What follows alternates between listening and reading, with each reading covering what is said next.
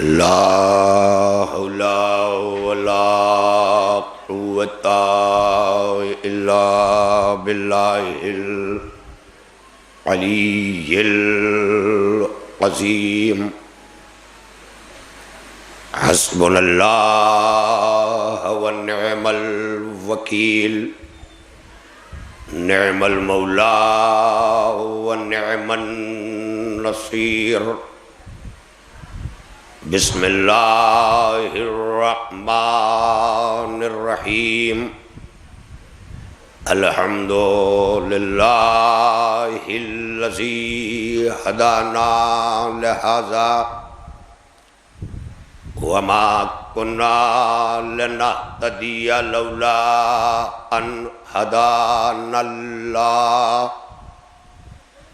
لقد جاءت رسل ربنا بالحق والصلاة والسلام على رسول الثقلين محبوب رب المغربین والمشرقین جد الحسن والحسین النبی المؤید المصطفى الامجد سیدنا و مولانا ابی القاسم محمد اللہم صلی اللہ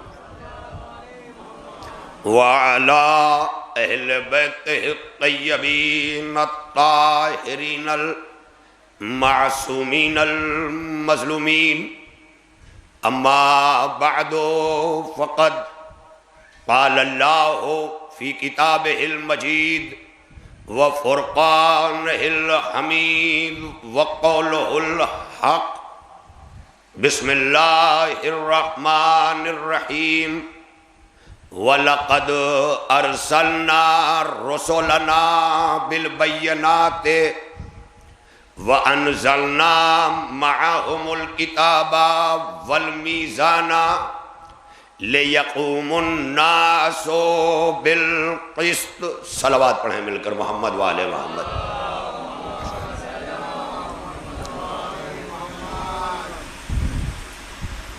بزرگان ملت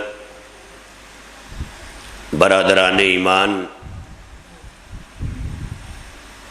جلال پور کی سرزمین جو میں بڑے فخر سے کہتا ہوں کہ سرکاری گزٹ میں قصبہ ہے مگر دنیائے عزاداری میں شہر عزا ہے اور بحمداللہ آپ اور ہم سب کی عزائی خدمات ہمارے عزائی عزائم ہمارے عزائی جذبے ہمارے عزائی احساسات پوری دنیا نگاہیں بنا کر دیکھ رہی ہے اور جب کائنات آئیے حاجی صاحب تشریف لائیں اور جب کائنات متوجہ ہونے لگے تو ہماری ذمہ داریاں اور بڑھ جاتی ہیں تھوڑا سا آپ ایک صلوات پڑھ لیں اس بچے کو ذرا کسی ایک جانب کر لیں انشاءاللہ صحیح ہو جائے گا تھوڑا حاجی صاحب آپ آگے آ جائیں حاجی صاحب تشریف لے آئیں اب ماشاءاللہ وہ بھی حاجی صاحب ہیں آپ بھی حاجی صاحب ہیں ماشاءاللہ کیا کہنا ایک صلوات پڑھ لیں مل جل کر محمد وآل محمد پر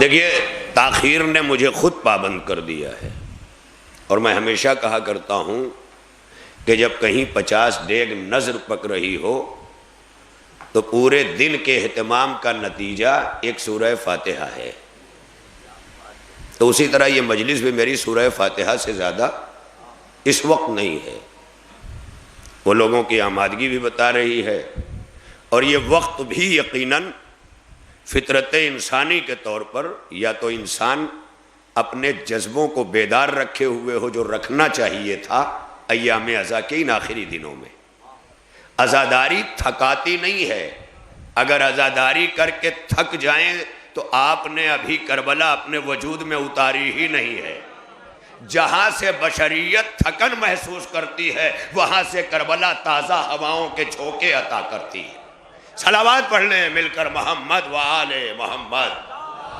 آپ مل کے پڑھتے رہیے، انشاءاللہ چند لمحے آپ تک یہ پیغامات، اس لیے کہ آج لوگ گھروں میں بیٹھ کر جب سے یہ آسانیاں ماشاءاللہ ہمارے ویڈیو چینلز نے فراہم کر دی ہے تو لوگ سوچتے ہیں کہ چلو گھروں سے سن لیں گے، تو گھروں سے انہیں علم ملے گا، تہذیب مجلس نہیں ملے گی۔ جو مجلس کی تہذیب ہے وہ نہیں ملے گی، علم ملے گا، اور علم بلا تہذیب مکمل نہیں ہے۔ اگر علم بلا تہذیب مکمل ہوتا تو قرآن بھی علم ہے، مگر اترنے کے لیے آیتوں کو تہذیب در سیدہ چاہیے۔ آپ دیکھیں نا، خود آیتیں علم بن کے اتر رہی ہیں، مگر اترنے کے لیے تو تہذیب چاہیے۔ کسے کہتے ہیں تہذیب؟ تہذیب نے رکوع کیا، آیت ولایت آ گئی، تہذیب نے روٹیاں دی، سورہ دہر آ گیا۔ یہ اظہار تہذیب ہو رہا ہے۔ پیغامات میں بڑی تیزی سے پہنچاؤں گا، مجھے اس وقت صرف دعائیں چاہیے، مجھے پتا ہے داد دینے کا وقت نہیں ہے، اور نہ میں وہ مطالب پیش کر پاؤں گا مختصر سے وقت میں جہاں داد بھی سمیٹوں، نعرے بھی سمیٹوں، مطالب بھی پیش کر سکوں، یہ ساری چیزیں ممکن نہیں ہے۔ لہذا آپ کی توجہات، آپ کی التفات، آپ کی مشفقانہ سماعتیں انشاءاللہ میری راہوں کو بڑی آسان تر کر دیں گی۔ مل جل کر ایک صلوات پڑھ لیں، مل کر محمد و آل محمد پر۔ آپ میری طرف دیکھتے رہیں گے، یہ گلیاں انشاءاللہ یہ آباد ہوتی جائیں گی۔ آخر میں آپ ممبر آباد رکھیے، کائنات آباد رہے گی۔ یہ اتنا کیجئے، جہاں ممبر ویران ہوا وہاں قوم سے علم چھنا، تہذیب چھنی۔ جلوس نہ تہذیب دیتا ہے، جلوس نہ علم دیتا ہے، بلکہ جلوس نام ہے فرش عزا سے حاصل کیے ہوئے علم و تہذیب کو زمانے تک پہنچانے کا۔ آپ بتائیں، جب پروڈکٹ اتنا نہیں ہے تو سپلائی اتنی کیوں؟ ایک بہت بڑی بات کہنے جا رہا ہوں، لوگوں کے دلوں کو چھو جائے گی، میرے مخالف بھی ہو جائیں گے، ہو جائیں۔ مولا کہتے ہیں حق بات کہنے میں لوگ تمہارے مخالف ہو جائیں تو ایسے منافقوں کے جمع کرنے سے تنہا رہنا بہتر ہے۔ جب مولا نے بتا دیا منافق کی بھیڑ نہ جمع کرو، کرو گے تو انجام بھگتو گے، وہ بھیڑ نہ جمع کرو، نہ منافقت کرو، نہ منافقت کو قریب آنے دو۔ ارباب کرم، بہت بڑی تیزی سے گفتگو کر رہا ہوں چونکہ پوری دنیا تک انجمن عباسیہ کا یہ پروگرام جو برسہ برس سے منعقد ہوتا آیا، یہ شب و روز کی گردش کے ساتھ موسموں کی مار سے کبھی رات کے پروگرام دن میں ہو گئے اور پھر کووڈ نے اس پہ مہر لگا دی۔ اب نتیجہ یہ ہوا کہ یہ شب میں ہونے والا پروگرام 4 بجے 3 بجے دن میں منعقد ہو رہا ہے، اور یہاں سے اس کا آغاز ہوگا انشاءاللہ، اور جیسے ہی وقت مغربین داخل ہوگا صدائے ماتم روک دی جائے گی۔ کبھی سوچا یہ کیوں روک دی جا رہی ہے؟ صدائے ماتم اس لیے روک دی جا رہی ہے کہ یہاں تک ماتم کرتے کرتے آئے تو صدائے اذان نے بتایا کہ حسین جیت گیا۔ بہت سے لوگوں کو یہ بھی اچھا نہیں لگتا کہ کبھی جلوس روک کے نماز پڑھائی جائے، تو بڑے بڑے مولائی جنہیں نماز نہیں پڑھنا ہے وہ بڑے بڑے تبصرے کرتے ہیں، لیکن مقصد حسین کیا ہے؟ یہی آج حسین کو الوداع نہیں کہنا ہے، آج فقط ایام عزا کو الوداع کہنا ہے۔ حسین الوداع کہنے کے لیے نہیں ہے، حسین لبیک کہنے کے لیے ہے۔ پہلے یہ تو سوچو، یہ دستوراً امام حسین کو الوداع، امام حسین الوداع نہیں ہوں گے، وہ دل کے گھر میں رہتے ہیں، اور اگر نہیں بیٹھ سکے دل کے گھر میں تو تمہارا تعزیہ بٹھانا چوک پر ابھی قبول نہیں ہوا، کیونکہ تعزیہ تو بیٹھ گیا چوک پر، دل میں حسین نہیں بیٹھا۔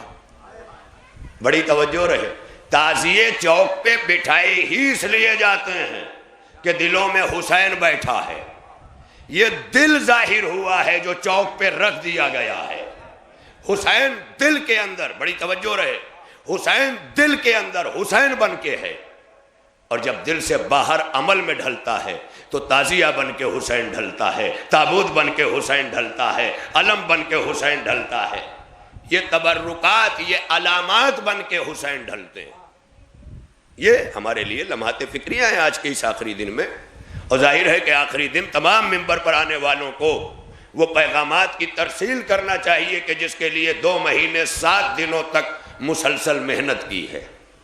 جیسے 1,24,000 انبیاء آئے، علامہ اقبال نے کہا مزرعِ تسلیم را حاصل بطول، آدم سے مقام تسلیم کی کھیتیاں ہوتی رہیں، لیکن اس کے نتیجے کا نام فاطمہ ہے۔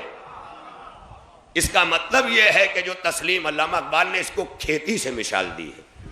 کتنی بڑی منزل پر فارسی کا بہت بڑا قصیدہ ہے علامہ اقبال کا، جس کا آغاز ہوتا ہے مسلم اول شہ مرداں علی، عشق را سرمایہ ایمان علی۔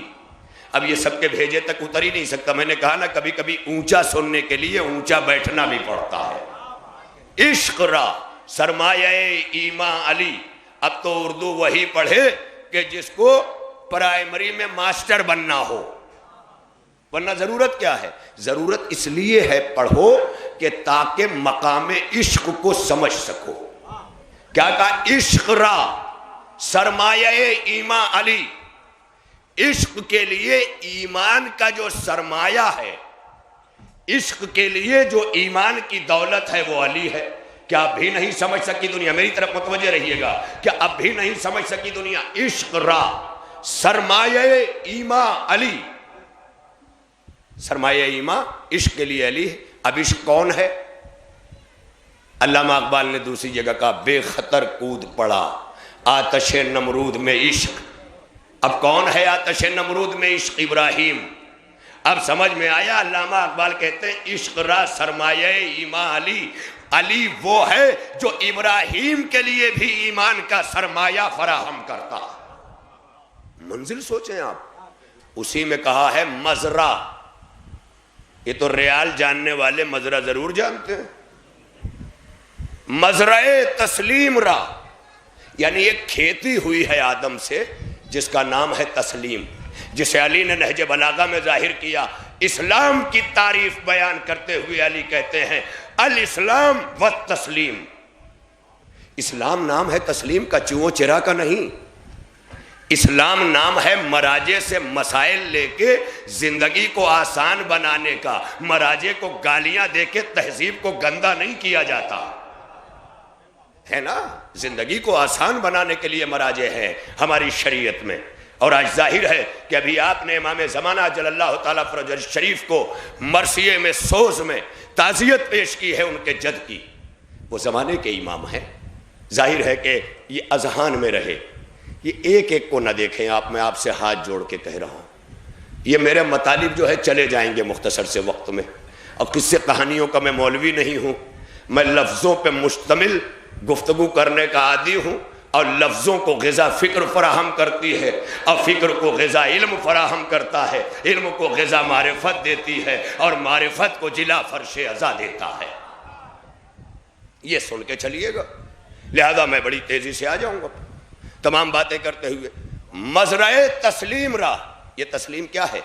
اسلام کا پورا تعارف علی کرا رہے ہیں، الاسلام والتسلیم۔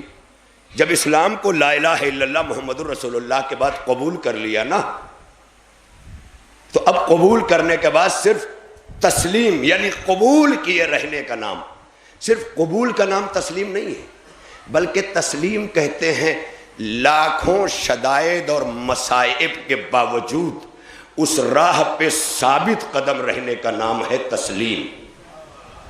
حرام کھا سکتے ہیں لیکن فاقے سے ہیں کہ نہیں کھائیں گے، یہ ہے مقام تسلیم۔ قدم بڑھ گئے، وادی تسلیم کو چھلانگ مار دی، لیکن وہی ہیں مقام تسلیم میں، تو اللہ نتیجہ دے کے بتاتا ہے کہ تمہیں اگر تسلیم کے نتیجے کا پتہ چل جائے تو نسلوں میں فاقے برداشت کرو گے، مگر رزق حرام کی طرف ہاتھ نہیں بڑھے گا۔ اگر تمہیں تسلیم کا پتہ چل جائے، یاد رکھیے زیادہ تر آج جلوسوں میں مجلسوں میں حرام و حلال پڑھنے والے مولوی قبول نہیں ہے، کیونکہ صف حسینیت میں حرام و حلال دونوں بیٹھے ہیں، دونوں ہیں۔ اپنے رزق کی طرف توجہ دینے کے بجائے معاشرے سے حسینیت پہ ضرب نہ لگاؤ، یہ بہت بڑی چیز ہے۔ میں پیغام ایک دے گیا، اسے لیجئے گا۔ مزرعہ تسلیم را حاصل بطول کا جو کھیتی ہوئی ہے تسلیم کی. اب یہ تسلیم ہماری جیسی نہیں ہے. آدم نے اللہ کے یہاں سے تسلیم کو قبول کیا, نوح نے کیا, ابراہیم نے کیا, 1,24,000 انبیاء نے کیا. کیا کیا؟ تسلیم کی کھیتی کی. کھیتی کا نتیجہ کیا ہے؟ کھیتی کا نتیجہ گھر تک اناج کا پہنچنا. اب علامہ اقبال کہتے ہیں مزرعہ تسلیم را حاصل بطول, یعنی جو تسلیم کی کھیتی ہوئی ہے اس کے نتیجے اور اس کے حاصل کا نام فاطمہ ہے. یہ منزل رہے پیش نظر. اس کی نتیجے کا نام فاطمہ ہے. پہلے یہ ذہن میں رکھ لیجئے گا. یہاں تک مقام تسلیم کے نتیجے کا نام فاطمہ ہے. مزرعہ کیوں کہا تھا علامہ اقبال نے؟ کیونکہ مزرعہ سے اناج کا تعلق ہوتا ہے. یہ اناج ہی ذہن میں کیوں لے آئے؟ تاکہ یہ فضیلت اسلام کی کسی اور خاتون کے نام نہ جائے, بلکہ اس گھر تک جائے جہاں اناج چکیوں میں پیس کر زہرا فرشتوں کو اتروا لیتی ہے. آپ دیکھیں منزل, اس منزل پہ آئے. لہذا اناج سے تشبیہ دی کہ جب اناج تسلیم کا پہنچے گا مصطفیٰ کے گھر فاطمہ کی صورت میں, تو وہ چکی میں پیسا جائے گا. تسلیم کے نتیجے کا اناج جب چکی میں پیسا جائے گا, زہرا پیس کر روٹیاں بنائیں گی تو بائیں ہاتھ پہ خیبر کا در علی اڑائے گا. زہرا پیس کر حسین پالیں گی تو لاشوں پہ لاشیں اٹھا کے بھی حسین آواز دیں گے رزم بقضائے ہی و تسلیما لامرے. تسلیم کا نتیجہ فاطمہ ہے, فاطمہ کی تربیت کا نتیجہ حسین ہے. اس منزل تک آئیے, سمجھیے کہ حسین کیا ہے. وہ حسین نہیں جو ہمارے ذہنوں میں ہے, وہ حسین جو ذہن مرسل اعظم میں ہے. اور جب ذہن مرسل اعظم میں حسین ہوتا ہے نا, تو سجدے میں ذکر لبوں پر رب کا رہتا ہے لیکن ذہن میں حسین رہتا ہے. اب میں کیا کروں؟ کچھ لوگ یہاں شریعت لے آئیں گے نماز باطل نہ ہو جائے, لیکن اب مقام منیت کو پڑھو. حسین منی و انا من الحسین, اس نے سب کچھ واضح کر دیا. میرا سجدہ حسین کا سجدہ ہے, حسین کا سجدہ میرا سجدہ ہے. یہ بہت بڑی منزلیں ہیں. لہذا اب میں نے چونکہ نیچے ہی پوچھ لیا تھا کہ میرا وقت کیا ہوگا, جو بتایا ہے اس سے میں 2-4 منٹ پہلے ہی تمام کر دوں گا. میں یہ انتظار نہیں کروں گا کہ کوئی انجمن آئی ہے کہ نہیں آئی ہے. میں آیا ہوں, وقت 1:15 بجے تھا اور 1:15 بجے سے میں آمادہ بھی تھا.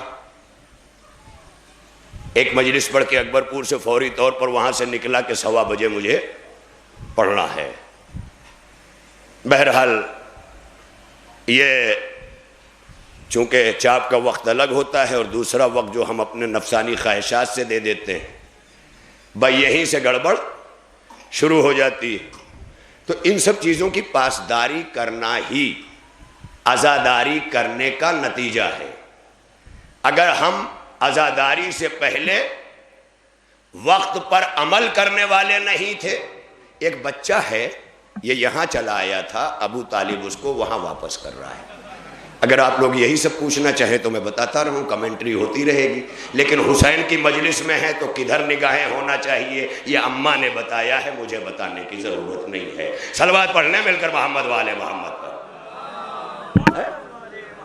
ذرا یہ میرے کلمات ذرا لوگوں پہ گرا بھی گزرتے ہیں, گزرتے بھی رہے. حق گوئی سے کبھی گریز نہیں کرنا چاہیے. درد بھلے ہو, ڈاکٹر پکڑتا ہے وہاں تک, جہاں چیخ اٹھتا ہے وہاں چھوڑ دیتا ہے.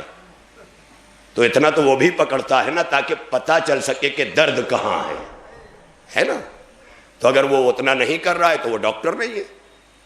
خود کو پہچانوانے والے خطیب ممبروں سے بہت بڑے بڑے ہیں سماج میں, لیکن جو خود کو فنا کر کے حسینیت کو پہچانواتے ہیں وہ خطبہ اور ہیں.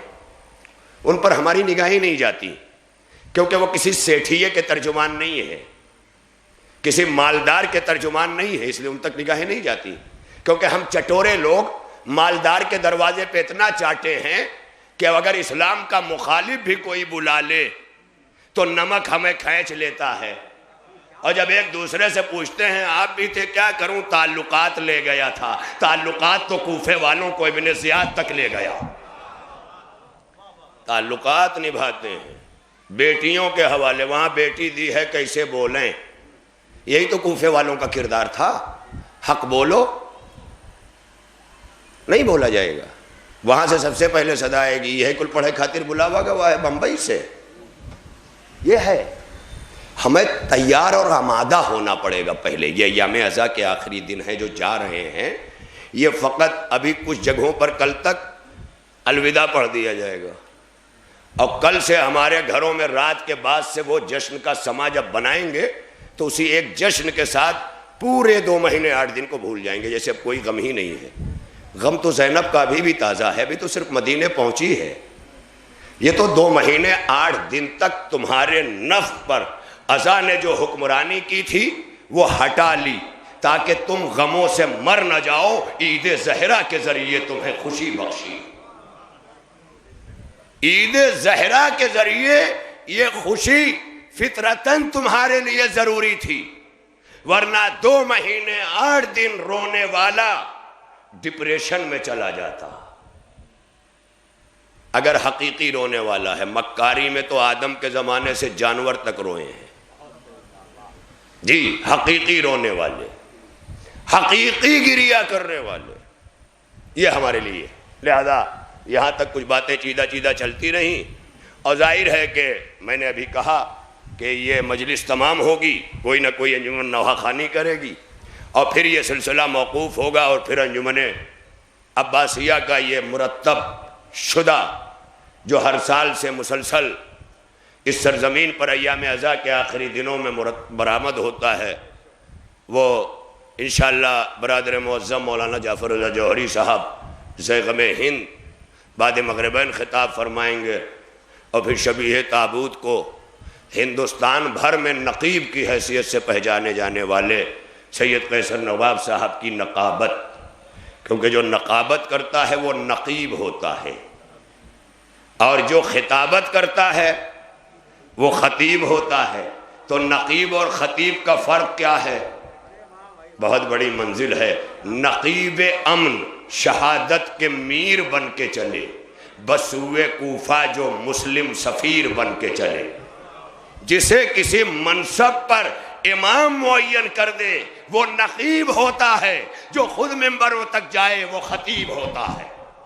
بہت بڑی منزل ہے۔ جب لفظوں کا برتنا بھی تہذیب ہے، اس کو پیش نظر رکھیے۔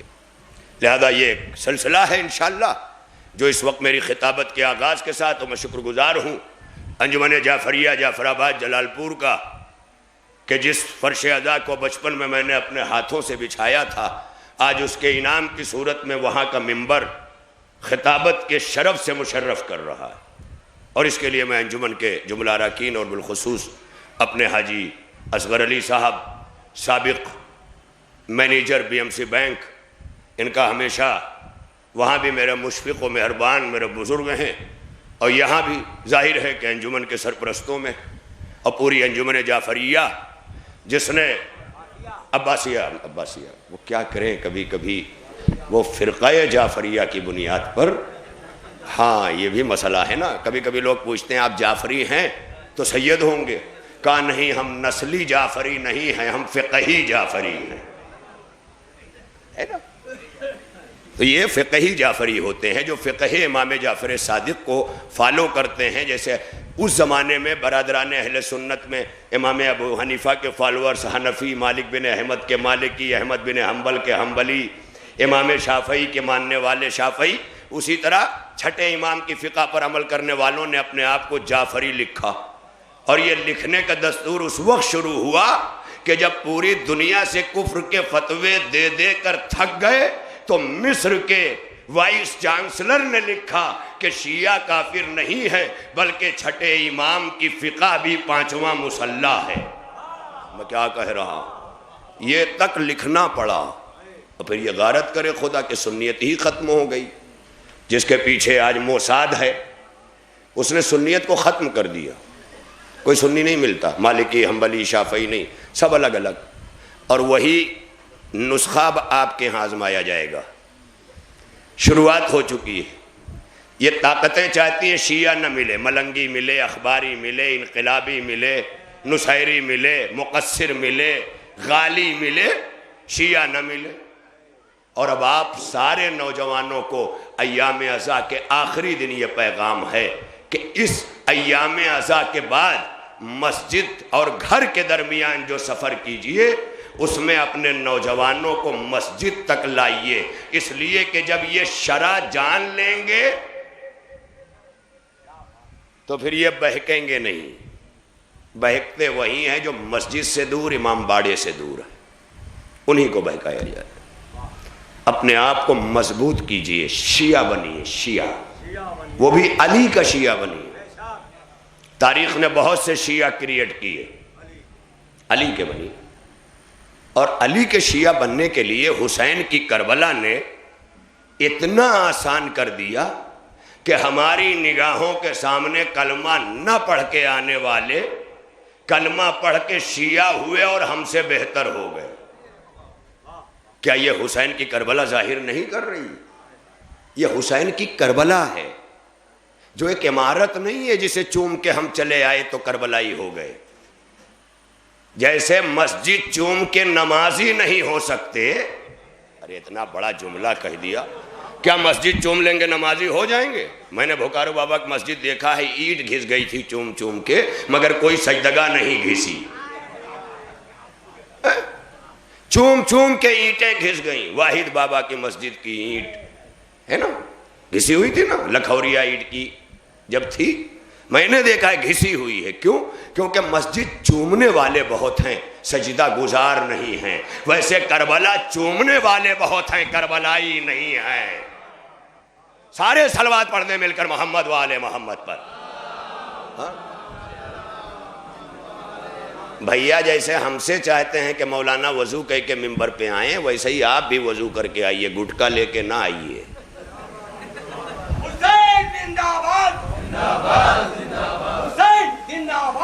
زندہ باد، اگر ہے تو کہہ دیجئے یا علی۔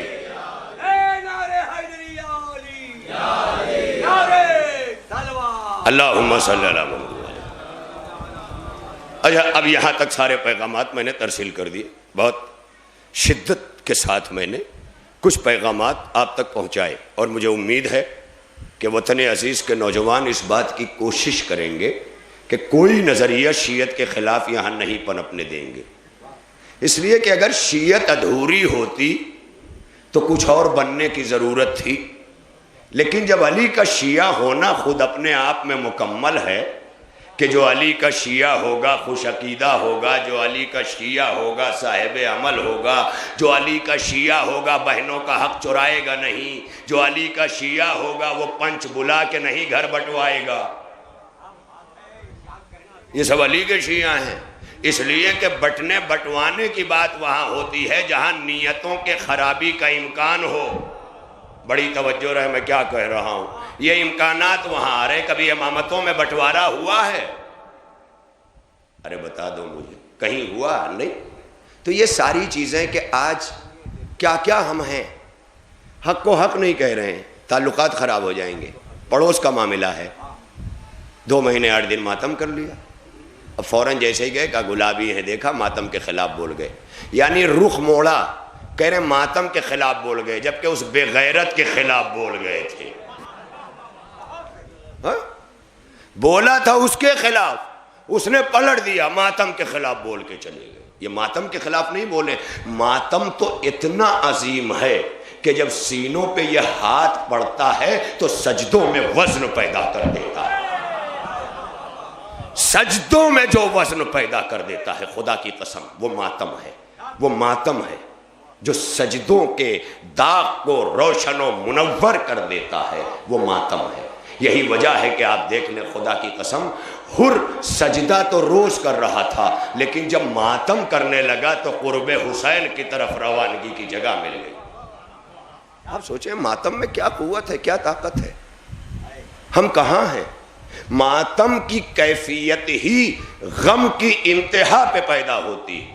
پہلے انسان روتا ہے، روتے روتے وہ کیفیت طاری ہوتی ہے کہ پیٹنا شروع کر دیتا ہے.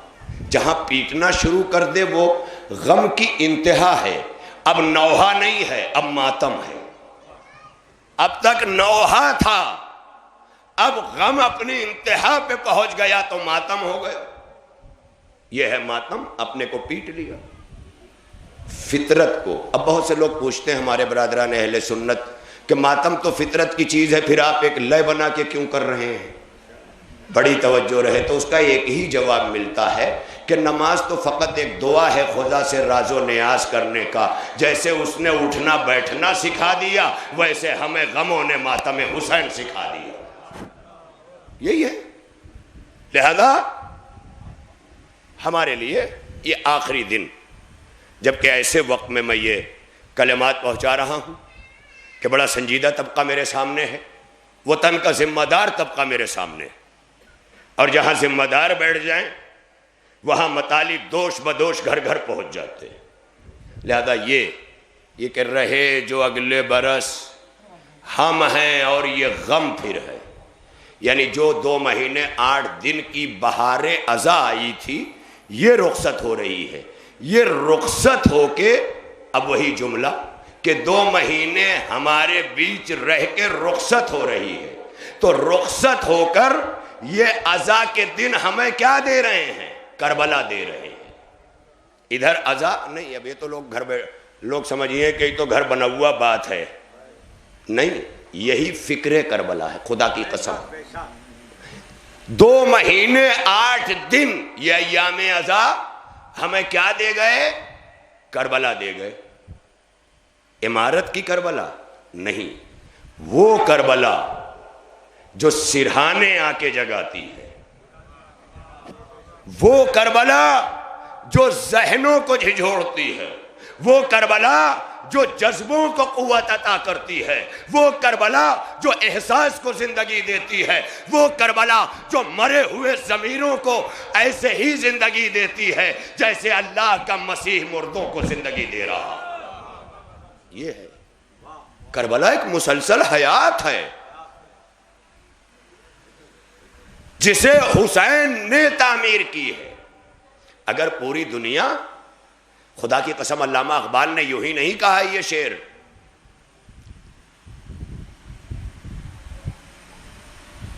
مسلمانوں کا قبلہ روضہ شبیر ہو جائے، اگر سر شہادت کی،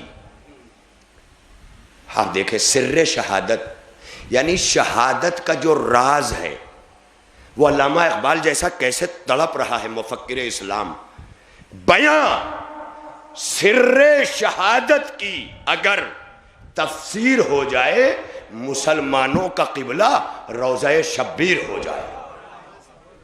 تھوڑی سی بات نہیں ہے اس میں، کیونکہ ابھی تک ہم نے تفسیر منا ہی نہیں سمجھا تو ہم تفسیر کربلا کیسے سمجھیں گے؟ یعنی جب خلیل اللہ ہی سمجھ میں نہیں آیا. آپ سوچیں یہ کربلا، ایک بچی آ رہی ہے، اس کا ایک بڑا بھائی اس کو ساتھ لے کے آ رہا ہے. صلوات پڑھ لیں مل کر محمد والے محمد پر. آپ مجھے متوجہ کر دیتے ہیں، آپ نہ دیکھیں آپ مجھے دیکھیں میں آپ کو دیکھوں. صلوات ایک اور پڑھ لیں مل کر محمد والے محمد پر. ہاں، میں آنکھیں بند کر کے نہ کتاب پڑھتا ہوں نہ آنکھیں بند کر کے مجلس، دونوں کھلی آنکھ سے پڑھتا ہوں. بڑی توجہ رہے. کتاب میں یہ اختیار ہے کہ اگر موضوع پسند نہیں آیا ہے تو ورق پلٹ دو، لیکن مجمع کیسے بدلے؟ یہ ایک مجبوری ہے کہ نہیں؟ لہذا اب آمادہ کرنا ہے آپ کو. میں جانتا ہوں کہ اس وقت جو ہے وہ فطری طور پر جسم قیلولہ مانگ رہا ہے کھانے کے بعد، یہ ساری چیزیں اپنی جگہ ہیں، لیکن انہی عادتوں پر جب فطرت حکومت کرنے لگتی ہے تو لب خود بخود بول اٹھتے ہیں حسینیت زندہ باد. جب اسی عادت پر فطرت حکومت کرنے لگے، کربلا آئی ہی اسی لیے تھی 2 مہینے 8 دن کہ تمہاری تمام عادتوں پر فطرت حکومت کرنے لگے. یہی مقصد کربلا، یہی مقصد کربلا. فطرت کی حکومت کیا ہے؟ ظلم نہیں ہونے دیں گے۔ اللہ نے قرآن میں یہی مقصد بیان کیا۔ میں نے 2 دنوں ایام محسنیہ پر جو جلال پور کی سرزمین پر بڑے تسک و احتشام کے ساتھ اپنے دوسرے سال میں بھی منایا گیا، اور انشاءاللہ رفتہ رفتہ پوری دنیا میں آپ دیکھیں گے یہ منایا جائے گا، اور اس طرح سے اس مظلومیت کے ذریعے ہم کائنات کے سامنے حق زہرہ رکھیں گے، تب دنیا کی سمجھ میں رفتہ رفتہ آئے گا۔ اس لیے کہ جو چیزیں علی کی ولایت نہیں سمجھا سکی تھی نا، اسے کائنات کو زہرہ کے حق نے سمجھا دیا تھا۔ اب سمجھ میں آیا کہ زہرہ حق لینے کا بہانہ لے کر علی کی ولایت کا اعلان کرنے گئی تھی۔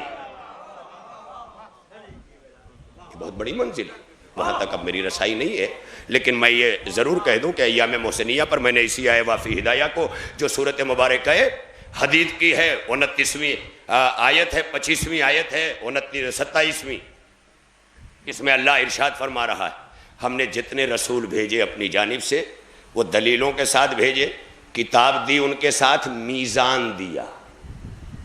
میزان پیمانہ ہے، اس کا ایک ترجمہ ترازو بھی ہے۔ یہ کیوں دیا؟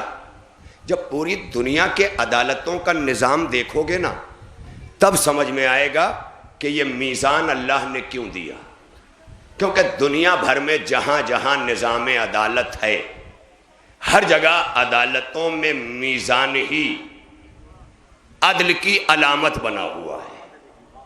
ہندوستان کے اندر بھی قانون کی دیوی آنکھوں پہ کالی پٹی باندھے عدالت کے اندر اپنے بائیں ہاتھ میں میزان لیے کھڑی ہے، جو انصاف کرنے والوں کو احساس دلا رہی ہے کرسی پہ تو بیٹھے ہو مگر پیمانہ نہ بھولنا۔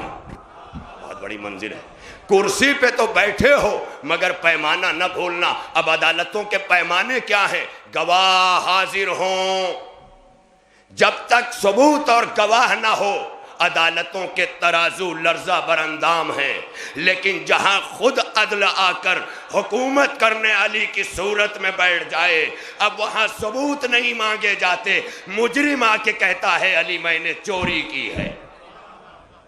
یہ وہ ہے منزل عدالت جو بڑی مشکل چیز ہے۔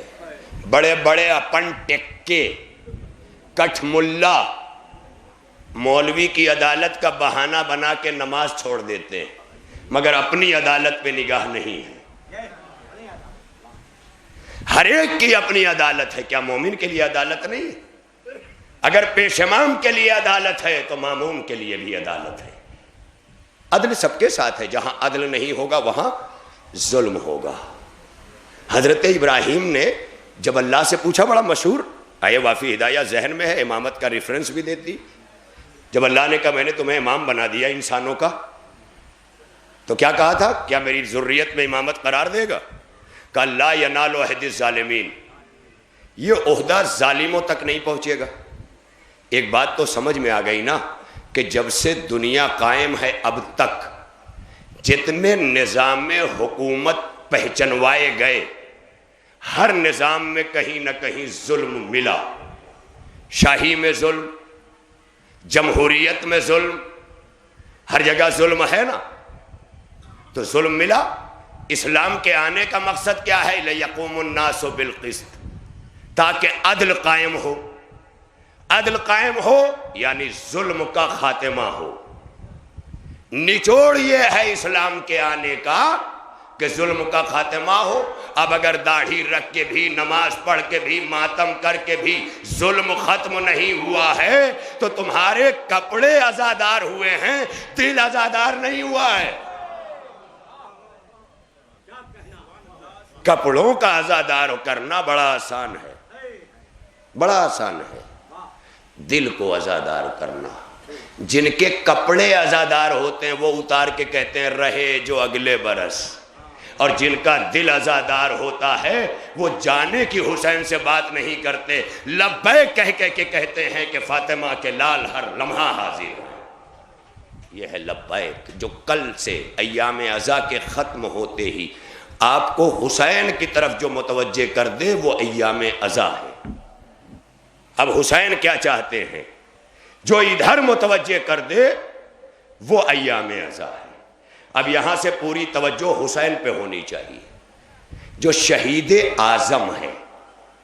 حسین شہید اعظم ہے. کتنی بڑی تکلیف کی بات ہے کہ پوری دنیا کے مذاہب کو میں نے چھان ڈالا, انٹرنیٹ سے لے کے کتابوں تک, جہاں جہاں میٹر ملے پوری دنیا میں کسی نہ کسی نہج سے ہر قوم, ہر تہذیب, ہر زبان, ہر رنگ, ہر نسل, ہر مذہب, ہر جگہ کہیں نہ کہیں کسی نہ کسی نہج سے پوری دنیا کے مذاہب کے لوگ امام حسین کے چاہنے والے ہیں. یہ ہے نا, آپ بھی سرچ کر ڈالیے, ملے گا کہیں نہ کہیں کسی نہ کسی نہج سے. افسوس جانتے ہیں کس بات کا ہے؟ حسین کا چاہنے والا ہر مذہب میں ہے مگر یزید کا حامی صرف مسلمانوں میں ہے.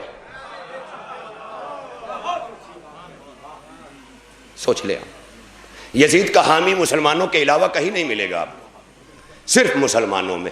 اس سے یہ پتا چلا کہ کلمہ پڑھ کے یزید بنانے والے اور تھے اور کلمہ پڑھ کے لبیک کہہ کے حسین پانے والے اور تھے.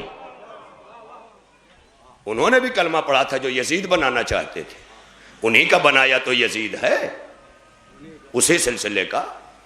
لہذا لبیک لبیک ہونا چاہیے. اور یہ زبان والا نہیں, نماز پڑھنا ہے تو بس اذان دے لو, نہیں, یہ لبیک دل کی صدا کا لبیک, جو حبیب نے کیا, جو زہیر نے کیا, جو مسلم ابن اوسجا نے کیا. یہ سارے لوگ تو پورا زمانہ گزرا ہے آپ کے شاہی کا, اس کا, اس کا, اور دنیا میں شہید بھی بہت سارے گزرے. ہندوستان کے شہیدوں کا گیٹ وے آف انڈیا پہ سارا انڈیا گیٹ دہلی پر نام لکھا ہوا ہے. بڑے فخر سے انہیں شردھانجلی بھی ارپت کی جاتی ہے شہید دیوس پر, سب کچھ ہوتا ہے نا. لیکن کیا چائنا میں وہ شہید ہیں؟ نہیں ہے. پاکستان میں شہید ہیں وہ؟ نہیں ہیں. اپنی سرحدوں کے شہید ہیں کیونکہ شہید وطن ہیں. اپنی سرحدوں کے شہید ہیں کیونکہ شہید وطن ہیں. اسی طرح کسی دھرم کا لے لیجیے, بودھ دھرم میں کتنے شہید ہیں, کیا آپ انہیں شہید مانتے ہیں؟ نہیں مانتے, کیونکہ وہ اپنے مذہب کے شہید ہیں. تو پتہ چلا مذہب کا شہید اور ہے, ملک کا شہید اور ہے. اگر حسین ملک کا شہید ہوتا تو شہید عرب ہوتا, اگر حسین اسلام کا شہید ہوتا تو شہید اسلام ہوتا.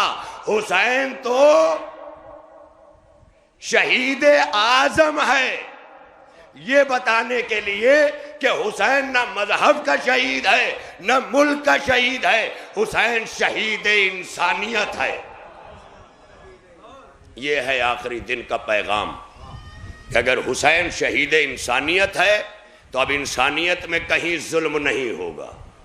اسی لیے حسین اٹھا تھا کہ ظلم کا خاتمہ ہو جائے. خالی میدان کا ظلم نہیں, اپنے وجود کے اندر بھی چیک کرو. اگر خاتمہ ہوا ہے تو مقصد اور قیام حسین پورا ہوا. اگر دل کے اندر ظلم بھرا ہوا ہے وجود میں, اس کا خاتمہ نہیں ہوا ہے تو کالے کپڑے پہنے ہیں ہم نے, سینہ پیٹا ہے ہم نے.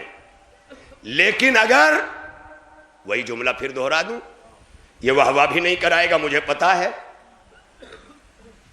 اس لیے کہ یہ فکر کی چیزیں ہیں. جب انسان فکر کر رہا ہوتا ہے تو دائیں بائیں نہیں دیکھتا, یہ فطرت ہے. میں شکر گزار ہوں آپ کی اعلیٰ ترین سماعتوں کا, بس میں نے تمام کر دیا. حسین کی کربلا اسلام کے ظلم کے خلاف اٹھنے والے نظام کو کائنات کے سامنے پہچنوا دیا. کیا ظلم ختم ہو گیا کربلا کے بعد؟ نہیں, ظلم نہیں ختم ہوا, مگر ظلم سے لڑنے والی کربلا میں حسین نے قیامت تک کے لیے کربلا دے دی. بس یہی آخری جملہ تھا آج کا میرا.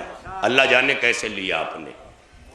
ظلم ختم نہیں ہوا, مگر کربلا سے پہلے ظلم کے مقابلے میں کوئی کربلا نہیں تھی. لیکن کربلا کے بعد ظلم کے مقابلے میں اتنی کربلا آئی کہ محمد علی جوہر کو بھی کہنا پڑا کہ قتل حسین اصل میں مرگ یزید ہے, اسلام زندہ ہوتا ہے ہر کربلا کے بعد.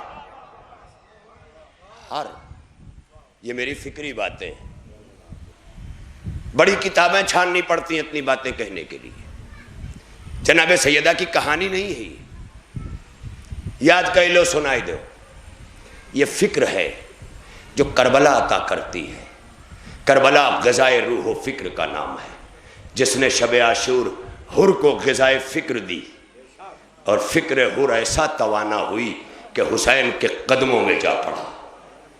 یہی حر ہے، اور اس عظمت کا حامل ہوا کہ جو زینب آج نانا کے مدینے لوٹ رہی ہے نا، وہ زینب صبح عاشور جب حر در خیمہ پر آیا ہے اور اپنی داڑھی سے شہزادی کے خیمے کے دہلیز کو جھاڑو دینا شروع کیا ہے، اس انداز سے حر آیا ہے۔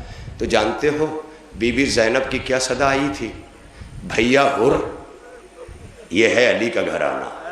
کیونکہ جب ابوذر غفاری کو سزا دی گئی تھی نا ربضہ کی، تو اس وقت بھی کوئی نہیں نکلا تھا مدینے سے، لیکن علی نے حسنین سے کہا تھا حسنین چچا ابوذر کو رخصت کر دو۔ یہ آل محمد کا گھرانہ تہذیب عطا کرتا ہے۔ ابوذر چچا ہو گئے حسنین کے، فضہ ماں ہو گئی حسنین کی۔ یہ ساری عظمتوں کو تو آپ دیکھیں نا، اسی گھرانے کی تہذیب کو لے کے زینب کربلا میں کہتی ہے بھیا حر، زینب کے پاس پانی تو نہیں ہے بھیا، مگر زینب وعدہ کرتی ہے کہ میرا بابا تجھے اپنے جام کوثر سے سیراب کرے گا۔ مگر زینب ایک وعدہ کرتی ہے بھیا کہ اگر بعد کربلا رونے کا موقع ملا تو زینب تیرے لاشے پہ بہن بن کے روئے گی۔ یہ ہے کربلا اور اس کی تہذیب۔ چند لمحے آپ روئیں گے کیونکہ آپ کے سامنے شبیہ تابوت بیمار کربلا آ رہی ہے۔ 2-4 منٹ میں مصائب پڑھوں گا۔ میں سوچنے لگا کہ یہ سپہر میں یہ شبیہ تابوت کیوں ہے، تو میں نے دیکھا جو 72 تابوت اٹھ رہے ہیں اس میں سجاد نہیں ہے، اس میں سجاد نہیں ہے، جبکہ سجاد کی تاریخ جو ہے 25 محرم ہے نا۔ ہم آج آخری دن 72 تابوت اٹھا رہے ہیں، مگر 72 کے ساتھ سجاد کو کیوں نہیں شامل کیا؟ کیونکہ 72 کربلا کے شہید ہیں اور سجاد مدینے کا شہید ہے، لہذا ترتیب بدل دی گئی دن کے وقت مدینے کے شہید کا، تاکہ کربلا کے 72 شہید کی جب شبیہ رات میں دکھائی دے۔ کبھی کبھی آپ کے دل پہ گزرتی ہے نا یہ بات کہ اتنی دیر ہو گئی کہ ہم 72 شبیہوں کا نام بھی نہ لے سکے اور وقت تمام ہو گیا۔ سوچو جن کے نام لینے میں تمہارا وقت تمام ہو جائے، تمہارے آقا پر کیا گزری ہوگی کہ ایک ہی دن میں 72 لاشیں اٹھا ڈالیں۔ ارباب عزا، آج سید سجاد کا تابوت نکال کر خراج دینا ہے۔ آقا آج یہ ہمارے ایام عزا کی انجمن عباسیہ کی آخری مجلس ہے، اور اس مجلس کو اس مجلس سے ملا رہے ہیں جو سید سجاد کربلا کے بعد اپنے گھر میں برپا کرتے تھے۔ ذکر کربلا ہوتے ہوتے جیسے ہی نماز کا وقت ہوتا، میرا بیمار امام فوراً سجدہ کرنا شروع کر دیتا۔ چاہنے والے کہتے ہیں کہ کبھی کبھی تو امام کا یہ حال ہوتا تھا کہ ہم سمجھتے تھے امام دنیا میں نہیں رہے ہیں، مگر اس عالم میں بھی سجدے سید سجاد نے سمجھائے۔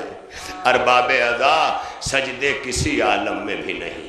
بابا کو روتے روتے سجاد نے سجدے نہیں چھوڑے تو کوئی شب بیداری میں ماتم کر کے کیسے جواز بنا سکتا ہے سجدے چھوڑنے کا؟ سجدے سے مفر نہیں ہے۔ علی کو سجدے میں ضربت لگی، حسن کو وضو کے پانی سے زہر دیا گیا، حسین کو کربلا میں خنجر سے سجدے میں شہید کیا گیا، اور آج سید سجاد کا ماتم اسی لیے ہے۔ اے ماتم کرنے والے، سجدے نہ بھول جانا، کیونکہ کربلا کے بعد پوری کربلا دل میں بسانے والا سجاد اپنے سجادے سے الگ نہیں ہے۔ کبھی کبھی وضو کا پانی مضاف ہو جاتا تھا، میرا امام پانی بدلوا دیتا تھا۔ کبھی کبھی سجاد خون کے آنسو روتے تھے۔ یہ خون کا آنسو جانتے ہو کب بنتا ہے؟ جب بدن کے اندر خون جلتا ہے تو آنسو بنتے ہیں، لیکن جب وہ خون نہ رہ جائے آنسو بننے کے لیے تو اب آنکھیں خون روتی ہیں۔ آج ابھی زمانے کا امام بھی تو یہی کہتا ہے، جو آج اپنے بابا کی تعزیت لینے ہمارے قریب آیا ہے، ہمارا والی غیبت امام، وہ بھی تو یہی کہتا ہے، جد کربلا والے تیرے غم میں یہ آنکھیں خون کے آنسو رو رہی ہیں۔ ہاں ارباب عذاب، آج سجاد خون کے آنسو روئے ہیں کربلا میں آ کر، 1-2 دن برس نہیں بلکہ تقریباً 35 برس سجاد کربلا میں روئے ہیں، مگر ان آنسوؤں کے ساتھ کار امامت بھی ہے، ان آنسوؤں کے ساتھ سجدہ الہی بھی ہے، ان آنسوؤں کے ساتھ ہر وہ کمال امامت موجود ہے جو امامت کی سیرت میں موجود ہونا چاہیے۔ ارباب عذاب، کتنا مظلوم ہے یہ امام، کس عالم میں امامت پائی ہے کہ زخموں پر اتنے تیر لیے بابا رخصت آخر کو خیمے میں آیا ہے کہ سجاد کہتے ہیں میں بابا کو پہچان نہیں سکا، جیسے کوئی طائر سفید میرے کمرے میں آ گیا ہو، بدن پہ اتنے تیر تھے۔ اور اس عالم میں بابا نے امامت تفویض کی ہے، راجہ ہے امامت، وہ سجاد جو بابا کے جاتے ہی وقت سے امام ہے، جیسے ہی سنا بابا شہید کر دیا گیا، کیا جملہ آیا؟ پھوپھی اماں خیمے کا پردہ ہٹائیے اور کھڑے ہو گئے، السلام علیکہ یا ابا عبداللہ۔ وقت کے امام نے سب سے پہلے نیزے پہ بلند سر حسین کو سلام کیا، اے ابا عبداللہ آپ پر ہمارا سلام۔ سجاد نے سلام کیا، گزر گئی شام غریبہ، آ گئی 11 محرم۔ جانتے ہو کس عالم میں؟ ظفر حسین ظفر مہتو مرحوم نے کہا تھا، کرے وہ ساربانی جس کے ذمے ہے جہاں بانی،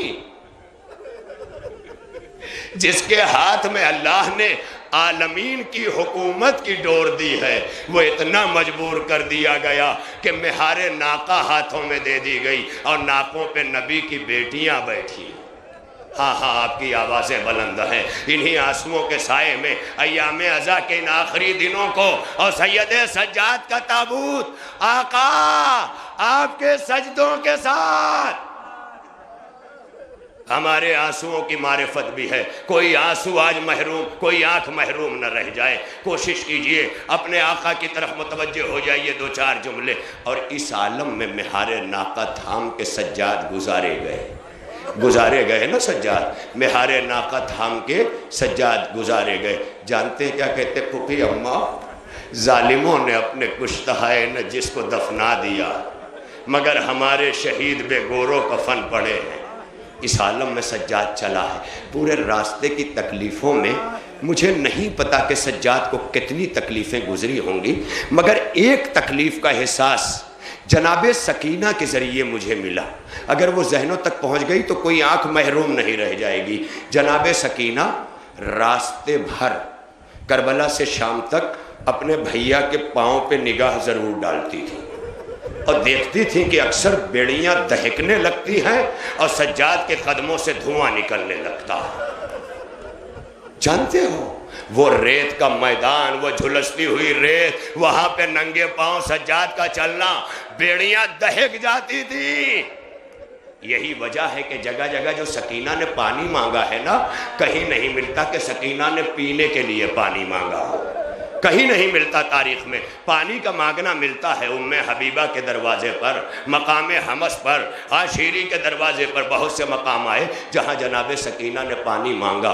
میں نے ایک دن چشم تصور میں ہاتھ جوڑ کر بی بی سے کہا، بی بی اگر آپ کو پانی پینا نہیں ہے تو پانی طلب کیوں کرتی ہیں؟ شہزادی کہتی ہے، میرے ذاکر میں یہ پانی پینے کے لیے نہیں مانگ رہی ہوں، پانی تو میں اسی دن بھلا بیٹھی جس دن میرا چچا عباس نہیں آیا، مشکیزہ چھد گیا۔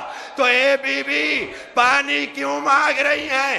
کہا ذرا سا مل جائے تو بھیا سجاد کی دہکتی بیڑیوں پہ ڈال دوں، میرا بھیا سکون سے سفر طے کر سکے۔ ہاں ہاں ہاں ارباب عزا، آج تڑپ کے رونا، آج فاطمہ کو ان کے لال کا آخری پرسہ ہے۔ زمانے کا امام بھی آیا ہے، کربلا والوں کا بھی پرسہ، اپنے بابا کا بھی پرسہ، اور آج ایک پرسہ آپ دے رہے ہیں جسے 25 محرم کو دیا تھا، آج اس کا تابوت اسی فرش مجلس سے برآمد کر رہے ہیں۔ وہ سجاد جو صرف کربلا میں اپنے بابا کے بعد کار امامت سنبھالے ہوئے تھا، مگر بنی امیہ کی دشمنی صرف اس لیے کہ اگر سجاد باقی رہا تو کربلا رہے گی، ہم نہ رہیں گے، اسی سے سجاد کو مٹا دیا گیا۔ ظالم نے سمجھا ہم نے مٹا دیا، زہر دغا دے دیا۔ ہشام بن عبد الملک کا زمانہ ہے، امام کو زہر دے دیا گیا، 25 محرم کی تاریخ ہے، اور اب جب امام کو مدینہ منورہ میں زہر دیا گیا تو ایک وہ بیٹا جو اکیلا بچ کے آیا تھا، بچوں میں کوئی نہیں رہ گیا تھا، مردوں میں سوائے سجاد کے، بچوں میں سوائے باقر کے کوئی نہیں تھا۔ ام کلثوم نے یہی تو مرثیہ پڑھا تھا، مدینہ تو جدنا لا تقبلینا فبل حسرات والاحزان جینا، نانا کے مدینے ہمارا آنا قبول نہ کرنا۔ جب ہم گئے تھے تو گودیاں بچوں سے آباد تھی، آج پلٹ کے آئے ہیں تو کوئی موجود نہیں ہے سوائے باقر کے۔ اس امام نے بڑھ کر اپنے بابا کو غسل و کفن دینے کی تیاری کی ہے۔ سوچئے نا کیا عالم ہوا گا 4 برس کے باقر کا، جب بابا کو لٹایا ہوگا، ایک مرتبہ کربلا نگاہوں کے سامنے آئی ہوگی، اے بابا باقر تو آپ کو غسل کے لیے لایا، لیکن ہائے آپ کی مظلومی، بابا کا لاشا ارباب عذاب پڑھ چکا میں، بتابوت آ رہا ہے، آپ فوراً کھڑے ہو کر تعظیماً زیارت کریں گے۔ جملہ سنو خدا کی قسم، جب میرے چوتھے امام کو بیمار امام نے پیراہن ہٹایا کہ غسل دیا جائے، تو پیراہن ہٹاتے ہی کچھ جگہیں ایسی نظر آئیں جہاں کے گوشت گل چکے تھے، گلے میں جہاں توق پہنایا گیا تھا، ہاتھوں میں جہاں ہتکڑیاں تھیں، پیروں میں جہاں بیڑیاں تھیں۔ ارباب عزا یہ منظر دیکھ کر میرا 5واں امام چیخا، اے میرے بابا، مگر فوراً سوچ کر کہا، جب میری جدہ کی ٹوٹی پسلیاں دیکھ کر میرے دادالی نے صبر کیا، اے بابا کاش باقر کو صبر آ جائے، واہ سجادہ، واہ بدا، واہ مظلومہ، واہ حسینہ۔